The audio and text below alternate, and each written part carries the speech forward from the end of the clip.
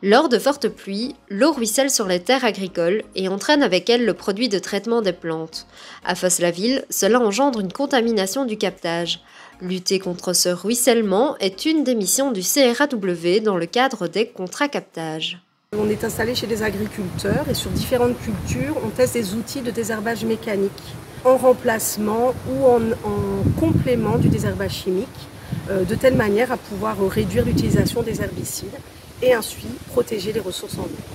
Donc l'intérêt de travailler avec les agriculteurs et d'être vraiment sur un projet de zone vraiment de contrat captage, c'est qu'on peut vraiment travailler en conditions locales avec des agriculteurs qui sont conscientisés à la problématique et qui souhaitent vraiment trouver des solutions.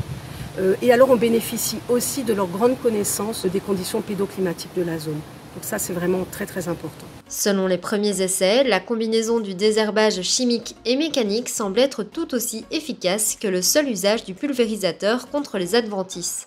La quantité d'herbicides appliqués à la culture peut alors être considérablement diminuée. Par exemple en betterave, on vise à remplacer, 2 passages d'herbicides par des outils mécaniques, ce qui permet quand même peut-être d'envisager une réduction de l'ordre de 20 à 30% d'herbicides. Et pour des cultures comme le maïs, si on a recours à une pulvérisation localisée sur le rang, eh bien on peut aussi réduire la pulvérisation de l'ordre de 40 à 60%. Les outils possibles sont multiples et quelque part, on retourne aux machines de l'époque en leur apportant des innovations que permet la technologie actuelle. Donc on a toute une série d'outils d'aide à la conduite qui sont vraiment très intéressants pour le conducteur et l'agriculteur. Donc en ce sens, on a vraiment une évolution du matériel. C'est comme les voitures, on a tous les prix, de chevaux à la Lamborghini.